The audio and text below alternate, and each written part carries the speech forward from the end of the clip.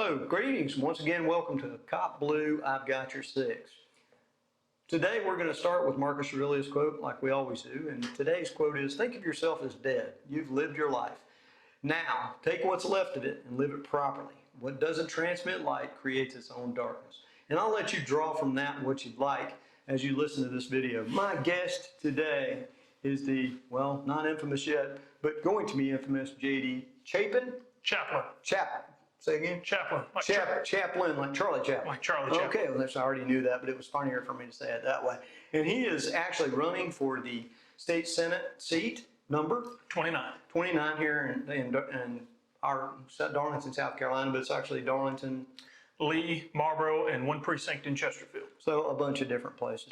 But we're not here at CopBLue, we're not here to promote any political party or any particular political candidate. However, it is one of the great things about my show. It's my show, I can do whatever I like. And one of the things I like to do is grill potential politicians. So our first question for you today, JD, is this. It's an easy one. Just tell us about yourself. Well, my name is J.D. Chaplin. I am a fourth generation row crop farmer. I'm a native to here, right here in Darlington County. I love where I'm from. I love the PD. I graduated from Hartsville High School in 2012, and then I went on and graduated with a history degree from Charleston Southern. That is the Baptist University of South Carolina. And I came back home and started row crop farming with my parents. I have a question for you. What's a row farmer? Row crop farmer. A row crop farmer. What is that? Row crop. This is going to sound confusing, but it means we plant stuff in rows. Cotton, corn, soybeans, peanuts, the basic things planted in rows. Things planted in rows. Hey, that's good enough for me. I was just wondering. So, there's a lot of everything's planted in rows. I never really thought about that. I mean, tomatoes are planted in rows, but that's a truck crop. Okay, all right. Well, so, a lot of people think this, and I've said this on the show numerous times, about politicians. Oops, what's that smell? I think I stepped in some politician. Not a lot of big fans of politicians out there, or politics in general. So, I mean, you look like a pretty nice guy. So I guess the question I have for you is, why politics? Well, for starters, I am not a politician. I am a cotton farmer. I want to be upfront and clear about that. I'm a cotton farmer who is tired of what's going on in his home community and has done the math and realizes that he has the ability to go out and run and possibly win. So, well, that's good. So you're in the business of politics to make things better. For now. And that's the thing about it is that, that's what law enforcement officers do every day. We try and go out there and make the world a better place. So, I know you've heard a lot about police reform, and there's a lot of different people that have different opinions about it. So what my question to you is what are some of the ideas you have about police reform in South Carolina? I mean, obviously, most cops are working at the state or lower level.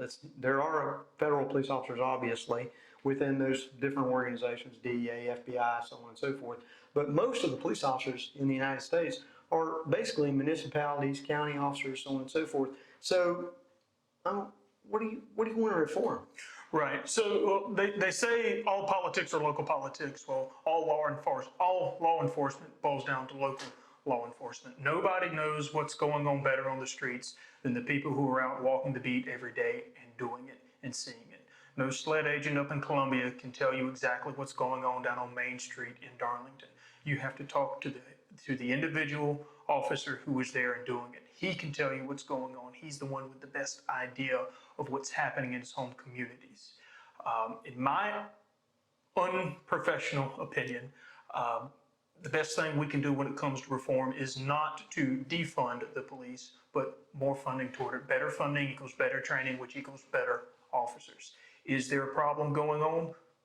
Probably a little bit, somewhat of one, but not in the manner of which they're explaining. There are always going to be bad people out there, but that does not mean all of them are, not even close to it. As much as I hate to say it, there's a few bad farmers out there as well. That doesn't mean we all are. Well, you know what? That's a pretty good answer in my estimation. And the thing about it is I'm not just talking to cops in South Carolina. I'm talking to cops all over the United States. And these cops are wanting to know, hey, what are some of the questions that I should be asking to the guy that's running for state office in my jurisdiction? And that's why I'm asking you these questions. And that's a pretty good answer. You're right. most of the cops that are out there, the vast majority of cops that are out there, they're doing the right thing every day. And when bad things happen with that small percentage, hey, yeah, we should do something about it. So that's a pretty good answer in my estimation. So how do you think that the local or state government can support officers in doing their jobs better every day? I mean, what kind of tools do you think that you would want to try and push to make available to them? Well, for starters, we don't need our local politicians out there immediately with rioters saying defund the police. That is. Oh, wait a minute. So you're saying that our local politicians? Not our specific ones here, but out there in general. Well, the reason I say that is because you not only support the people that are protesting, and you also represent the people that are protesting, Right. but you're also representing the police officers. That's right, isn't it? Yes, sir. You heard it here. That's right. Those politicians that are out there representing those riders and going out and walking with them. Well, guess what? Police officers vote too. You're representing them as well. So thank you. I'm glad that you said that.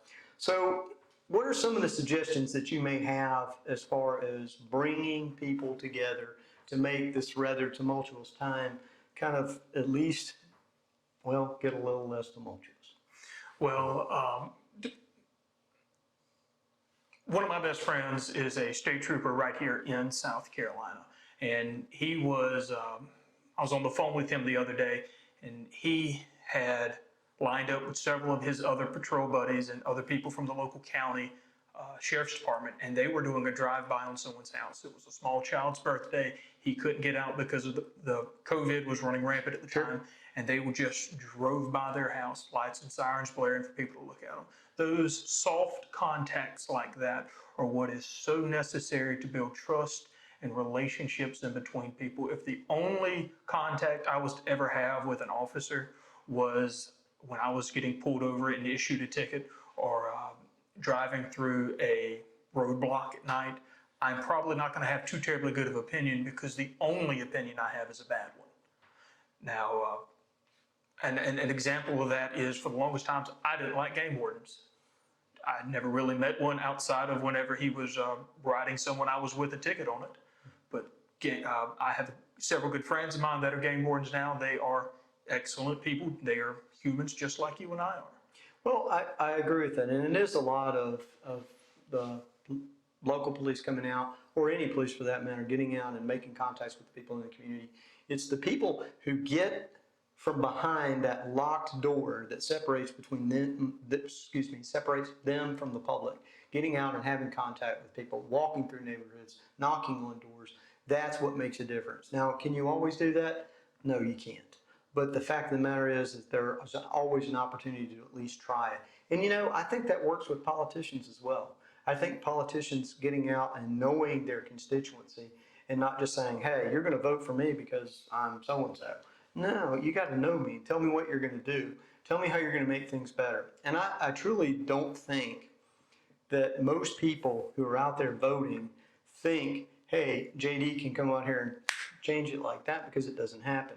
Government is a very slow turning wheel, and it takes a lot of time and a lot of arduous effort to get things to moving in the right direction. And the same thing with law enforcement. Especially in South Carolina, on the government aspect of it.